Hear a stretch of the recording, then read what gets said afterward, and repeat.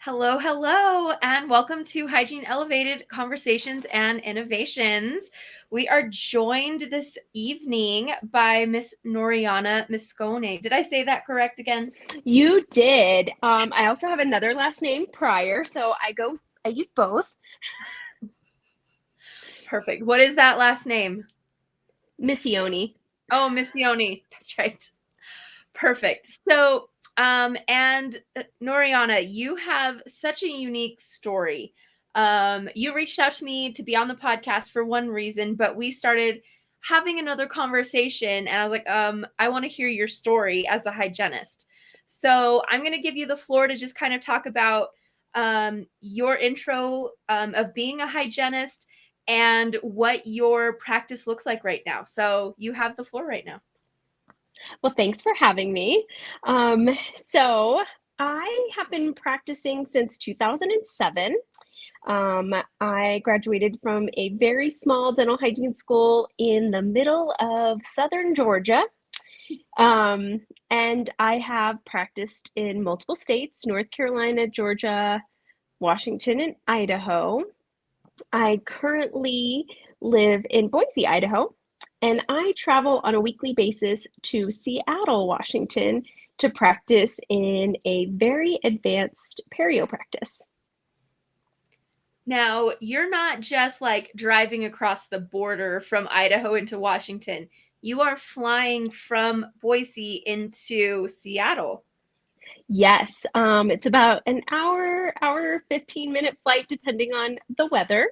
Right. And yeah, so I'm really racking up some great miles.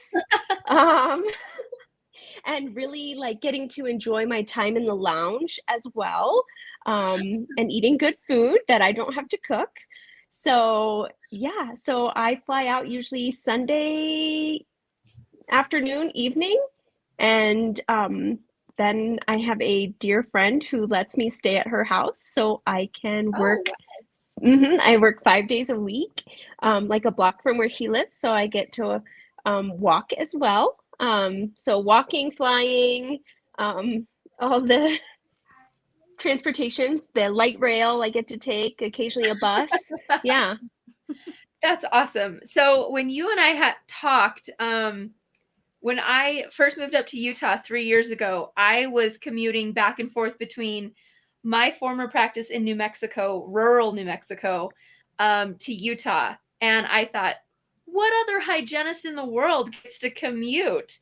Thinking I was special. I was special because my office was paying for it, but I had just never heard of other hygienists commuting out of state to go to work like in such a significant amount of space.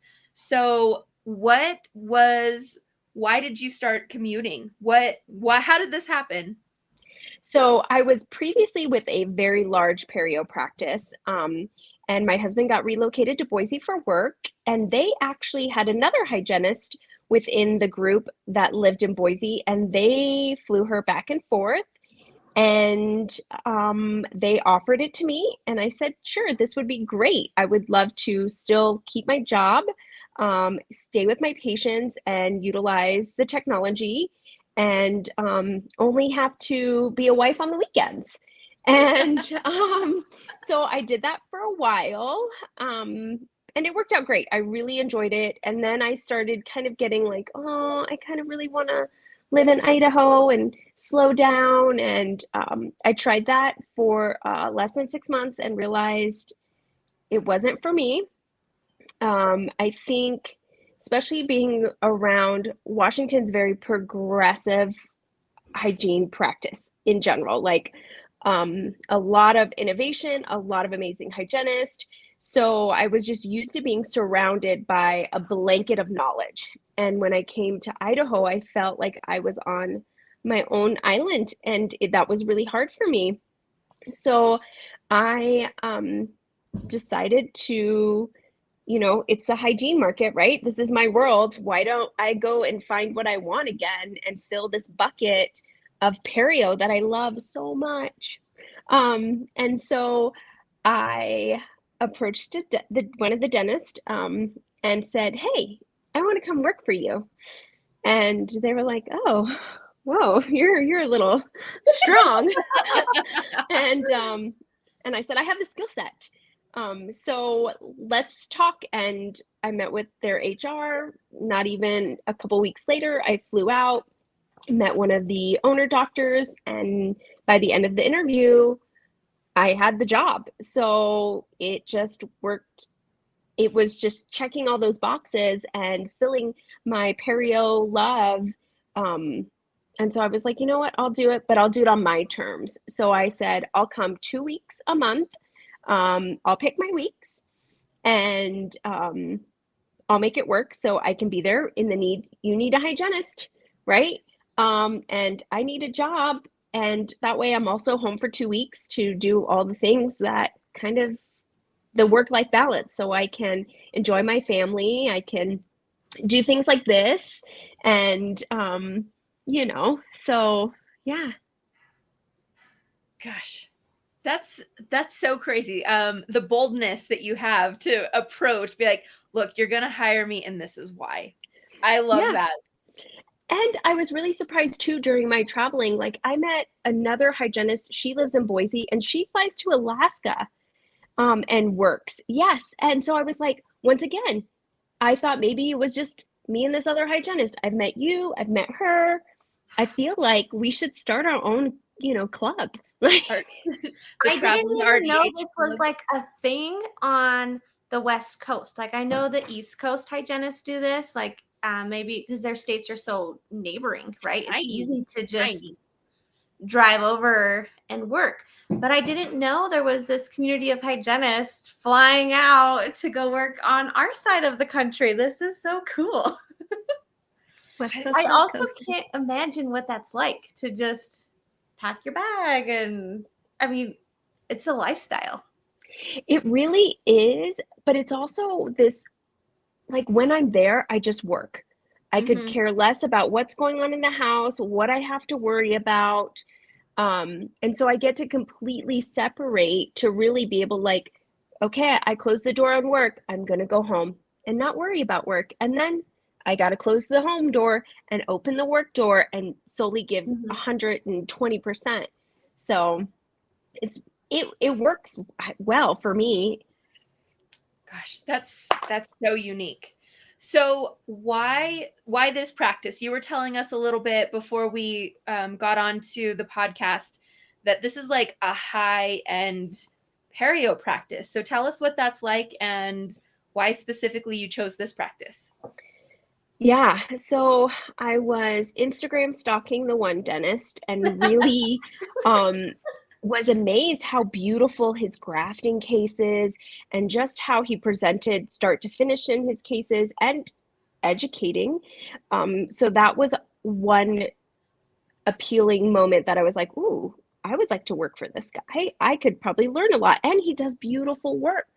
Um, and then they also had a dental endoscope, which I had been utilizing in previous practice, which is a fiber optic camera. You insert it underneath the gum line, and on a monitor, you display the image magnified at about 50, 48, 50%. So you're actually seeing calculus and cleaning it simultaneously, which I feel like personally added some longevity to my body because I wasn't so hunched over like this and constantly heavy hand scaling. I was letting my Cavitron and piezo do the work. And I was seeing all the calculus that we miss, unfortunately, because we scale blindly. But also seeing decay and cement and weird enamel pearls and like just things we don't normally visually see underneath the gum line in real time. So they had that. The one doctor was teaches at a university. So it was just really appealing in the sense they had four doctors, two female, two male. So a little diversity. I liked that. And then they had such a big supportive clinical staff that I also really enjoyed. They had a clinical manager who runs the back. So that's a great support system when you're dealing with perio and bigger issues, bigger treatment plans, longer appointments. So I liked the support you also get there. So once again, I kicked my way through their door. And yeah, and one thing that I think as a hygienist that really, it wasn't like a deterrent, but it was definitely like, whoa, this hasn't happened since hygiene school, was they were checking my work. They wanted to make sure whoever they brought in had the skill set and was doing their job, because in perio, you're seeing the worst of the worst. You are saving teeth, and you're also longer appointments, higher fees. So that took me a little bit of an adjustment of more like, eat that humble pie. If I left a little calculus and, or a little plaque, they call me out, and that's okay, because it's just going to make me a better hygienist. And that's what we all, I think, strive for, is growing and learning. And I mean, I'd never used some instruments. I just did a course with Anna Pattison on her webinar platform, which was amazing. And I think everybody should take it, because I learned so much I thought I knew in 17 years of hygiene. So it's just pushing me to be better and striving for more. Gosh, there's so many questions. I'm curious. Yeah. Okay, so let's say in your daily routine, you have a perio maintenance. What does an appointment look like for you at your specialized perio practice? Yeah, so I'm about 70 to 80 minutes. We do the health intake, blood pressure, probing, assessing all the bleeding.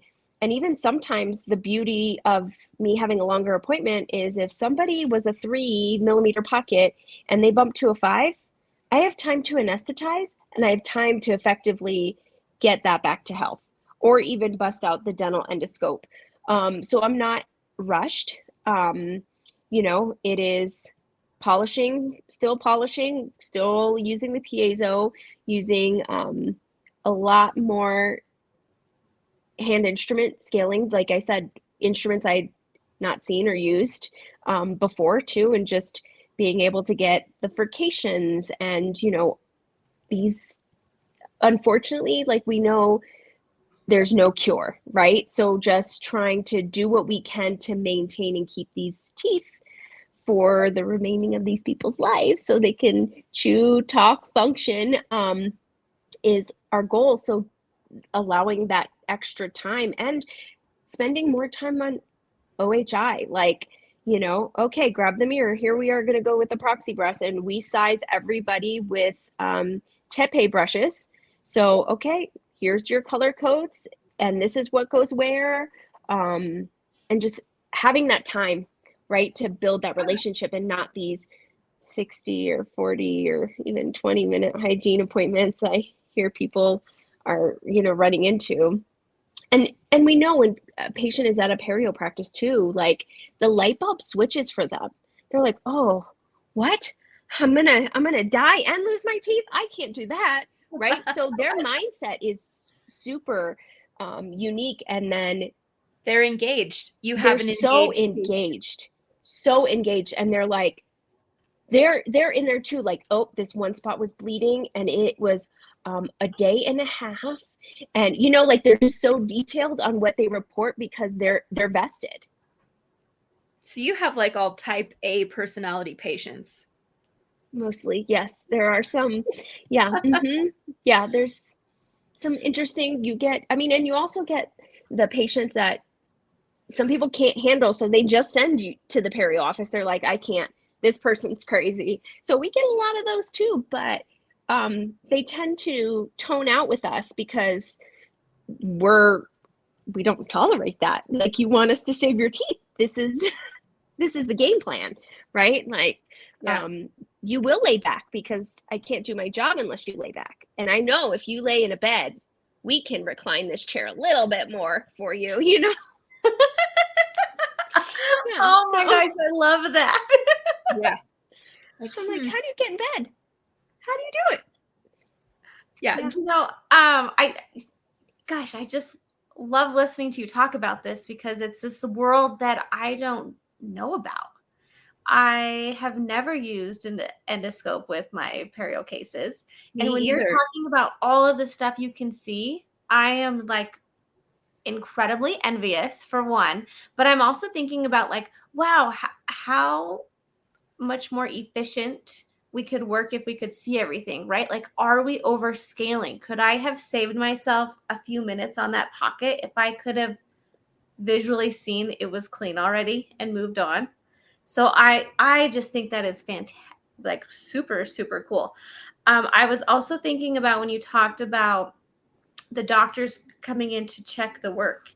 And I thought, you know, my hygiene brain is like, wow, that's like school, right? They're coming in to check your work. But then my consumer brain is like, wow, I would love to have like know from the doctor this was perfect. You know, like I think, and when you guys are fee for service, that is how they feel that they've spent their money well, right? And Agreed. Mm-hmm. so yeah, you'd have to switch your mindset though. Like the hygiene brain is like terrified because it's school, right? Yep. Yep. Your consumer brain tells you like, wow, that is actually an incredible service that's being offered to the patient. And the beauty of it is somebody's like, oh, well, the dentist doesn't clean teeth. Well, these dentists do. They scale and do surgery and remove as much calculus as I'm removing, right? Like they know the anatomy more than a general dentist in a sense, right? Underneath the gum line. So, I mean, I fully trust them. Like, oh, there's a spot. Go back. I feel it. Okay, I'm gonna go back and feel it too. And I'll just get my camera and look. Oh, yep, there it is, right? Like, Wow. and the technology's been around for about 20 years, the dental endoscope. It's been around a long time. I feel like I have missed out so much on this because I cannot function without my intraoral camera. Like trying to do patient education, anything, I just feel like I'm practicing with one hand tied behind my back if my camera isn't working. So I couldn't imagine knowing this technology exists, utilizing it, and then, going and temping at another office and not having it. You're just like, I don't even know what I'm doing. I don't even know. Yeah, yeah, Oh it gosh. is. And that's like why when I was in Idaho, nobody had one in Boise. Or they did, but they were like an older version and they were sitting in a closet and they didn't see the potential. And here I am, like, sole believer and being like, we can avoid so many surgical procedures. I can get in a 9 millimeter pocket and I'll clean it because I can see it, right? I mean, I thought I could clean it too when I couldn't see it because I was that confident, but there was no way, knowing what I know now, utilizing the technology, like, nope, there was burnished calculus. I left that burnished calculus. I did, because I thought it was smooth, or I couldn't see what you're doing. You're just like, do do do. Is the root smooth? Do do do. It's always still at the CEJ. So yeah, and there's no way I could go continuous in my career without utilizing one, right? Because once again, it's like if you had your intraoral camera taken away, it's like, right? And that's probably me with a laser. I'm like, oh, that's like a must. I have to have one now. I love them. Mm-hmm. Yeah. Oh, I love the laser. So, what kind of software do you use? Like, does the endoscopy like kind of plug into USB like an intraoral camera, or is it a little bit different? How does that integrate? So there's different versions out there. There's a newer model that's out. It is like Windows operating unit. So it's an actual computer and you can record and take images and put it in the patient's chart. The older models, it is just literally like a control box and you turn it on, you look at your fiber, and the image, whatever you're looking at, is what's projected on the screen. Oh, wow. Interesting. Interesting. So, do you submit to insurance sometimes through these? Is that why you record in a patient chart? So if you definitely wanted to do that because of the perio, or if you saw decay underneath a crown margin that's not showing up on an x-ray, that's another thing you could utilize.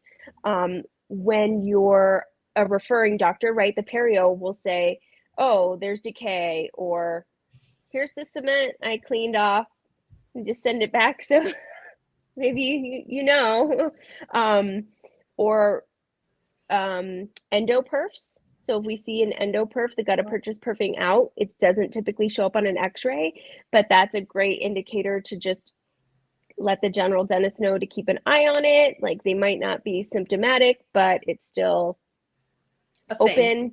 Mm-hmm. Oh, wow. So yeah, but it's usually decay is the biggest one.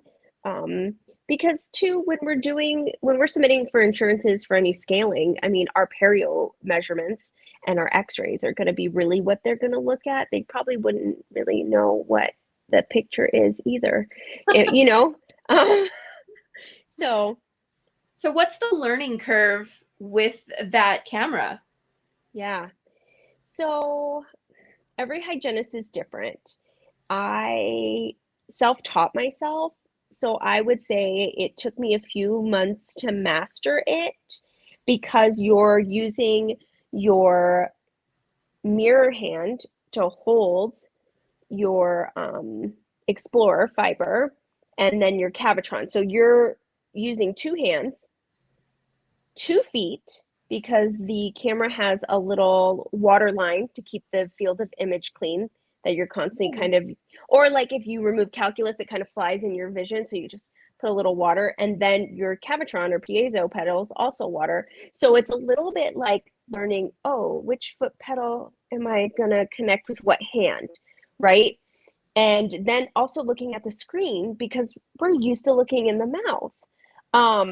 So at first I was like, oh, Yeah. I don't know what I'm doing. Oh, it's because I'm not looking up. So there is a definitely learning curve. I mean, I always tell everybody distals are still distals. They're hard, but you can see what you're trying to get off now.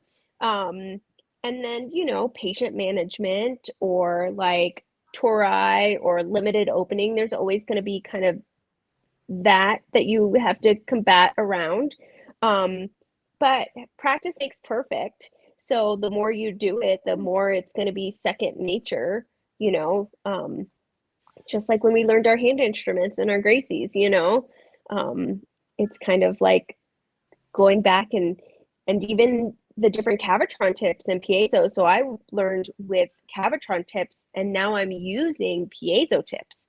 So I hadn't used piezo in a long time. So even just maneuvering like, oh, where's my tip at? I can't see it. Oh, because it's not the same curvature. I'm used to using like a left and right. So, but once you see it and you see the power of it, you are like, I want to do this on everybody. Everybody needs this. I don't care if you have a 3mm pocket. I'll find calculus on you. We'll find it. And a lot of this, there's actually quite a few colleges like USC is a big one. They use it to help during their education platform to show where we miss calculus. There's a good, I would say at least 10 colleges that I know have it in the clinic off the top of my head. I can only imagine how amazing that would be. So where was your first experience with this camera? So it was at the perio office. So I was starting to get burnt out. Year 13 of hygiene is a big burnout year. I was temping and I was trying to find, I don't know, like respark my love for hygiene because I was the hygienist crying to work and crying on the way back because we go through these phases. And I had gone to a CE component course and I had known this hygienist and she'd been in the community a long time and she worked at this perio practice. And so I sat next to her and I was like, oh, how's your office going? You know, what's going on? And she's like, oh, we got this thing and I just don't know. I might be too stuck in my ways. And I said, well, what is this thing? Because, you know, I wanted to know what you were doing. And she said, oh, it's called the perioscopy. And I remember sitting there being like, my brain going like, I remember reading an article 5 or 6 years ago in RDH magazine, and I remember reading about this. This exists. People have this. And she just happened to mention like, oh, we're growing because we got purchased by a larger perio group, and the doctor's going to be retiring, and there's a young doctor coming on. And that next day, I pushed my way into that office and I was like, I need to work for you. And this is why I want to learn this. And that's how it went. So you just manifest like what you want in life. And I wanted to be the hygienist that knew what everybody had. And that's what I loved about temping. It was like, oh, I know your software. I've seen this before. Or I didn't want to be the hygienist was like, oh, do you know what this scaler is? This Queen of Hearts, right? Like, ooh, nope, never seen it before. So that's why I think I push myself for these jobs, is because I don't want to have the FOMO in hygiene, right? Like, I love that. Oh, I love you. The more we talk, I love it. Same. Well, and you see all this social media too, and you're like, what? Like, even when the EMS GBT, I was like, I need it. I got to have it. Who has one? Like, I got to play with it. I got to make friends with the rep. Like, and that's... So do you implement GBT in your perio office? So we have the EMS airflow polisher. We don't have their piezo. So that's next on our wish list, just because the tips that they have are more perio friendly, implant friendly, restoration friendly, and the fact the water temperature is, you know, nobody will complain. The water came from Alaska. So it's just, yeah, so that's on my wish list. I'll ask for it for Christmas. I'm sure you're gonna get it. You seem Yeah. like if you want it, you're gonna have it. I mean, especially with the clientele that you have, like they want the latest and greatest is what it sounds like. They're going to get it. So have you, in all of your experiences, have you ever written for RDH magazine or anything about perio endoscopy? No. Why not? Mm-mm. I've read a lot of their articles on it, but I don't know. That would be probably out of my comfort zone, because if you read something I wrote, you'd be like, what planet is she on? She's talking here and there and there. I would need like an editor and like someone to guide me, you know, like back in school. But you just said you like to push yourself. So I think that this is up your alley. I think this is next on Noriana's to-do list. maybe my future holds like, Well, Amanda and I can introduce you to Jackie Sanders, the editor of the RDH magazine. And she will help you. She has an amazing team of editors. Yes. I mean, all those articles that come out just keep me informed, and I love it, and so I don't have FOMO. Like, that's awesome. So, okay, on the subject of kind of continuing education and your FOMO, what would you say like you specifically look for when you're doing continuing education? Do you focus on perio, or are you just like, give me the latest and greatest of everything and I'm going to implement it? How do you seek that out? ooh, great question. I think a lot of it is more like what I'm seeing on social media and Instagram, other influencers like with their products or what they utilize in their office, and they'll post the little link and it'll send me to either Cloud Dentistry or Young or, you know, all these other links. But I think I will always go to everything because of the FOMO. Whether I implement it or not is maybe because I don't utilize those things in practice, right? But it's nice to know. So when I'm talking to a patient, like, oh, maybe your general dentist has this because this is the latest and greatest for you, and you should ask them because this would really benefit for you, right? Or this new brush came out and you have to order it directly from the company, but it's worth it, XYZ. So I think just that, and also like definitely like I'm always going to go to Katrina Sanders, right? Because the wine hygienist is all her knowledge is so great and she's so upbeat about it. Like it never feels boring, right? It never feels like, oh gosh. I love sharpening classes. I love hands-on laser classes. I've been to a few. Those are always fun. Laser the hot dog. And, so I really love more hands-on, but I think in the way we are right now, it's more like Zoom and fly by.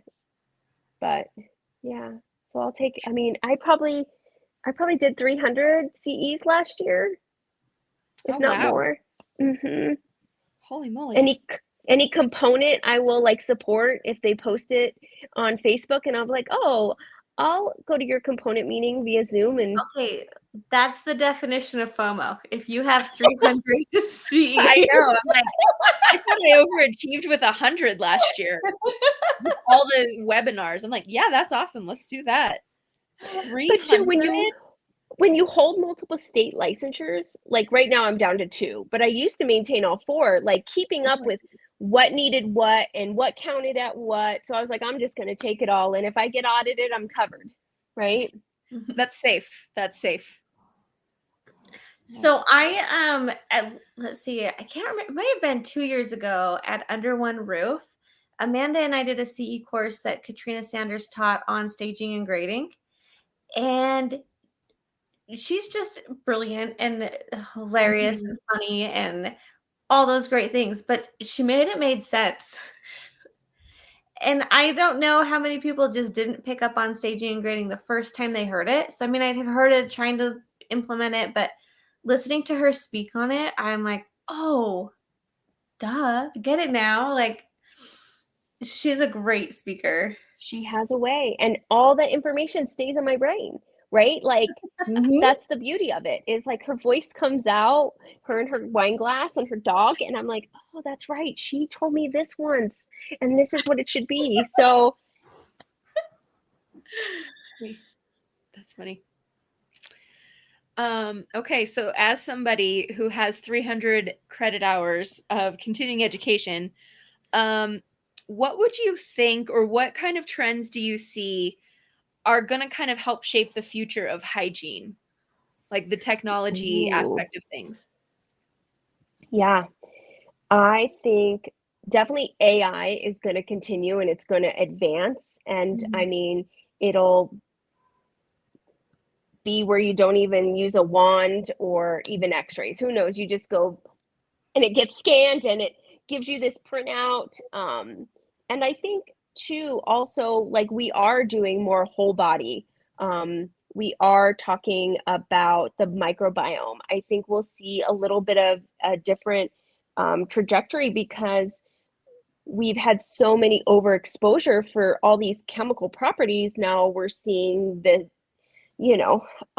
effect. So I think people taking more initiative and really going out of their way to figure out what's truly wrong with them, and getting down to the root cause, I think we'll have to keep up with that demand, right? Like, okay, saliva testing's good, but your saliva test only does XYZ. So much. I am so with you on this. And we can't just dash everybody with antibiotics. So what are we doing to give the patient the benefit, right? Like, how do we serve them? I think, with technology, there's things that come and go. The scanner, I'm in love with any scanner where I can talk about form, function, and bite and alignment. And now how we're doing more airway and myofunctional. I think that's going to stay on a trend. Yeah, so I think all things technology will keep advancing, and we're, as hygienists, wanting that, right? we want something different. Like, make me a scaler where I never have to sharpen it. We're getting there, right? So I think as long as we keep doing what we do, advocating for ourselves and seeking out companies that listen to us, I mean, state of the art will surpass medical one day. I love everything that you just said. I am definitely with you on the root cause, because how frustrating is it as providers, we see patients and we know, okay, you keep getting decay, like, and it's a whole family issue. Golly gee, maybe it's your lifestyle, maybe it's something more, and it's causing systemic issues that's reflecting in your oral health. And yes, you Prevident can only do so much. Yeah. And too, the patient's mindset is changing as we are just making them more aware, or the words getting out that they saw something on social media Yes. that can, like, that is a blessing and a curse of social media. But Yes, no, very true. Very it true. opens a door and conversation with patients. No, I think definitely I agree with that statement. Like, social media has prompted so many great conversations with patients, and so many like, no, do not ever do that. Do not ever listen to that person on TikTok. No Conversation. oil pulling. Whoa, No whoa, switching shots with bleach. fired. I'm actually writing an article this week on oil pulling. Yeah, look for it in the April issue of RDH magazine. Oh, I cannot wait, Amanda. Me either. We'll see what happens. I had a week to do it, so I think I had another question. Joffrey, do you have another question while I'm thinking of what I was going to ask? Okay, so I do have a question, and I want to kind of take it back to the traveling from Idaho all the way to Seattle. I know like your heart is for the best care for your patients, but is it also due to the like compensation being higher in Seattle? 100%. I think, and I'll go back, like, I worked in Georgia, the wages were great for the market there, right? And you're living. And then once you go to Washington and live there and get used to the wages, it's really hard to go back in time. Whether it's more like, ooh, I worked really hard in my professional career to make this much money. And now it's like, shoes still cost the That's same. a good point. I haven't thought about that. And so for me, it was more like a career thing. Like, am I not successful because I'm not making the same amount of money? Like, and I think even here, it wasn't, because the money was fair. Wages are always increasing. It takes some time, and some hygienists being adamant about it and fighting for us before it changes. But it's starting to change in Idaho, definitely. But it was definitely,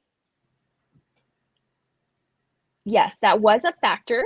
That definitely was a factor. Yeah. And but it was also my love of perio and where I want to be in perio. I want to strive and find the best of the best because I want to be a part of that team. So for me, it was a little bit of both. Now Go sorry, ahead. Amanda. I know like, no two private practices are the same. No two root canal specialists will run their practice the same. No two periodontists are going to be the same. And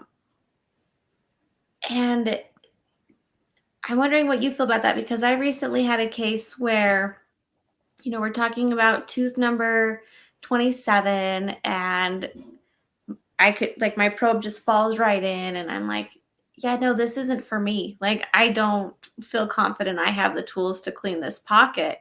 If my probe can't read it, like, I can't reach it, like, type of a feeling. So we had sent this patient to a periodontist, and the local periodontist they just did scaling and root planing. Like there was no extra stuff. And I was really hoping for this patient, because I'm like, oh, maybe they can add some bone. Maybe they're going to like open flap the area and clean it out. And they had done what sounded like something I could have tried to have done. And it left me like a little sad for that moment, right? Because I'm like, oh, I really wanted to push you in this direction to get like the best, the best. So anyways, what's your take on like the different ways periodontal offices can operate? Yeah, so you're gonna see the conservative, which will always rescale. And I always think like they have a little bit more of a tool set, and they also are used to seeing this. So their mindset is like, oh, we can get this cleaned up, probably resolved, right? Mm-hmm. Because that's the conservative. And that's what we always tend to want to go to first before going straight into surgery, and seeing how much will it heal, and then how much bone is really lost. Take a CBCT. That would be a good indicator too. Like, oh, no, there's so much bone loss. Let's go straight into surgery. So I think it just depends. Once again, different dentists, different philosophies, conservative, aggressive, advanced, not advanced. But I think one thing I really encourage hygienists to refer is open that line of communication with your referring dentist, not challenging him, but just being like, why did you do this on this case? And how should I handle that better when I'm referring to your office? Like, what would you guys do? Like, because if you're referring these patients because you're trying to save their teeth, you want to know that you're putting them in the best of care and they're going to get a good outcome. So I think just communication, like study clubs with, and a lot of periodontists will do this with their referring office, and just open that communication so they know when you want to refer, what you want to refer, how you want to handle it. And there's been plenty of times that I've had hygienists call the office and it's like, I'm going to refer a patient. Will you guys think about surgery first because it is a severe case? And also we see that stuff all day long, right? So your severe is like our okay, we can handle this, right? On that different like playing fields. We're like, oh yeah, we see tooth hanging out all the time. Like, we clean those wiggly ones. So, but I think just open and honest communication with your referring practice, I think, because then I think will also value when you do refer to them, right? And then also their communication opens up better with you on their documentation back to you. That's a fabulous idea. I've never thought about networking with the doctors that we're referring to. It's always kind of just been the doctor that I work with, right? They have their own network of who they like to refer to. And I never thought of putting myself in that network bubble. I just never thought about it. So what You just push your way in, girl. Push your way in. It's the Noriana way. Elbow it in. Stalk on social media and elbow your way in. You'll get everything. I love it. No, your story is so insightful and I think really inspiring for somebody who might be dealing with that issue of moving states and having to figure out, where do I go from here, or working with the best technologies and never actually stopping. That FOMO is going to keep you going forever. Be 99 still ridiculous. Still going to CEs. Yeah. For sure. Down to 2 state licenses and not 4. Yeah. It's compromise. Okay, I'm curious. So as somebody who has, quite a armamentarium of instruments, what is your favorite go-to instrument? Ooh, I really love a Queen of Hearts. I think just the name alone, just by PDT, is one of my favorites. It's just double-bladed long. I can't just pick one. So I'll pick like a good top 4 or 5. Okay. So Queen of Hearts. Let's hear it. A Nevi 2. Love the Okay. curve. 4R4L. And a 1718 Gracie. I don't think I've ever used a 1718. Best on those distals, just curvy. But the 4R4L, I've never used that. Oh. So I didn't use that until I moved to Washington, because in Georgia and North Carolina, everybody did a Barnhart 5.6. Yeah, that's what I grew up on. Yeah. So I had both. I do like a 4R4L. Interesting. What a good deck of cards you have there. I like that. Starting with the Queen of Hearts. Yes. yeah. That's funny. Okay. So you mentioned when we were talking about your travel, you have kind of an interesting schedule. How do you kind of maintain that at-home balance versus, it's kind of interesting because you're gone for 2 weeks solid. Like, do you come home on the weekends? Yeah. So I come home on the weekend Okay. and I fly in Friday night. I wake up early. I do all the laundry, all the house cleaning, and get it just done, right? So I can just relax, get caught up on some shows, have some family time because I still have one kiddo at home, and do the grocery shopping, and then we just like chill and hang out. And then Sunday I fly out, and then I have a thank you Google for amazing calendars, because I have a color coded calendar. So when I'm home for the week, I have any appointments scheduled, anything I need to get done that week, and just prioritize. And that week, I'm just going to do as much as possible to enjoy my weekend home. And so I think just it took me a while to figure that out, instead of like, oh, I can just do everything one day a month, and realizing, oh no, that doesn't work out. You need to like make time. Like today, my husband was off. We went to the jewelry store. We went and ate tacos. I had a PT appointment. Like, just all these things to also have a relationship with your spouse. And like, you're going to Yeah. come on my errands with me. And we're going to spend time. And Adult then, life. yeah. But then also like, oh, this is my kid's time. So what does my kid want to do? Like, you want to go to the Nerf gun place? Let's go. You want to go to a movie? Whatever. Because I'm gone all week, and you're probably living the best life on video games, right? Like, so. That's true. Gosh. Yeah, I'm just like flashing back, whatever, to when I was commuting, because I was a newlywed. I think I lived in Utah 2 weeks before I started to have to commute back to New Mexico. And I would leave Monday night. My husband would drop me off at the airport, and I would work Tuesday, Wednesday, and fly home Thursday night. And I would be home for like that 4-ish days.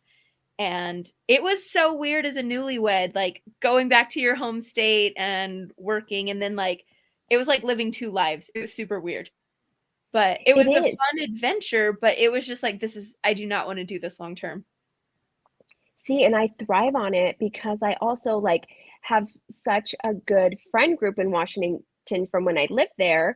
So like, I'm like, what's somebody doing? I'm in town. Let's go to the symphony, or let's go, I don't know, arts and crafts something. So so that's a nice kind of like balance where I just get that good friend time that we need as women.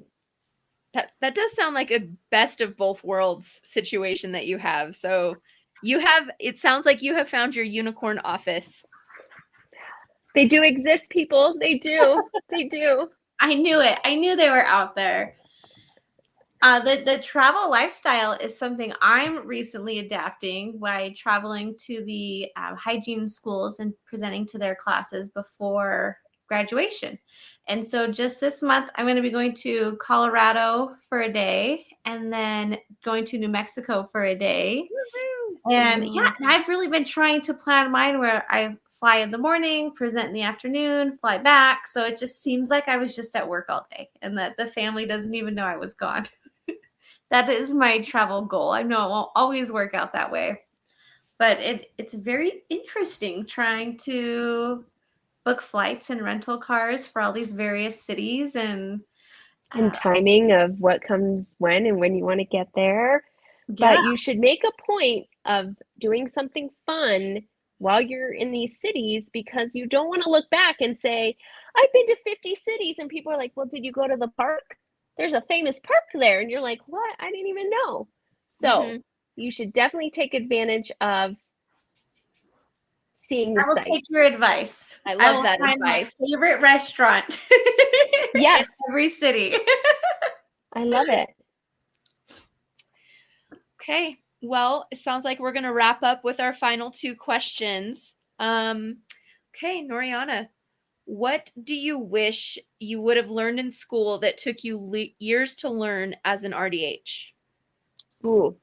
So when I went to school in Georgia, we did not give anesthetic at all. And so obviously right now they just are allowed to, and it's amazing, and it's like about time. But I got 4 days of training with Kathy Bassett, which was great. Kathy is amazing. But it was like, whoosh, and then that was it, right? And I didn't have, I mean, thankfully there's a teacher Tina out there too for the world, because I mean, I was like, am I even know what I'm really doing with 4 days? I passed the board, but do I know? I haven't done this enough. So I think I wish I would have learned anesthetic in hygiene school and gotten all that practice and those nerves and that confidence out instead of, you're 13, 14. So yeah. And yeah, I think that would be the biggest one. That's a very reasonable answer. I couldn't imagine not learning in school something like anesthesia and then trying to implement that in practice. Like that would be so scary, not having all that clinic time to practice, on your classmates that are a little bit more forgiving. So I haven't honestly thought about that, where that would put you in just comfort of delivering anesthesia. Well, yeah, and you're like out of the student zone. Like you're a professional now. Like you'd have to put yourself back in student mode. And I'm like so checked out from being a student. I'm like, no, thank you. I don't want another textbook in front of me at all. So yeah, what a challenge to have to. But you're right. There are women or people like Teacher Tina to help everybody out. Yeah. Who's and wonderful, all the by the way. and tricks. The last question I want to ask you is, what piece of advice do you wish you could go back and give yourself as a new grad? Ooh. I think a few things. They always said like, oh, work your first job and stay there because you want to be, stable and keep that first job till forever. No, you should try all the jobs because you don't know what fits for you. And then you might be in a really toxic work environment that then takes a toll on you, and that's not fair to you. So I think avoiding the toxic, like there's no rule that says you have to work somewhere, right? Like you're choosing to work somewhere. It should be a healthy environment. It should be a nurturing environment, and you should have a great supportive team, and be the best sports team almost, and not the crazy kind of, it should. So avoid the toxic offices and you'll go far. I could not agree more. Beautifully said. Well, that wraps up our episode, Noriana. Thank you so much for taking time to speak with us and share your story with us and educating us on your technology that you implement. I loved it. I am excited to maybe one day get to implement it in my practice. Yeah, or you could just come over to Seattle and we can hang out for the day and I'll teach it to you. And That would then be fun. you can That would be tell fun. your doctor to buy one. But yeah, Hey, well, thank when you I so go much. to some schools in Seattle, Washington area, we'll see if you're working that week. Maybe we'll catch That'd dinner. be so much fun. Yes, and we'll find that fun restaurant. So Yes. that way you can put that on your bucket list. Yes, I'm so Fantastic. thankful And I for have you a feeling guys. we're gonna bump shoulders at some CE course one of these days. I think so. Maybe RDH under one roof. Yes. We'll We'll be have there. a booth. We'll have a booth. So you have to stop and see us. Oh, I'm so excited. Yes. All right, Noriana, have a good evening. Thanks so much. You guys have a great night.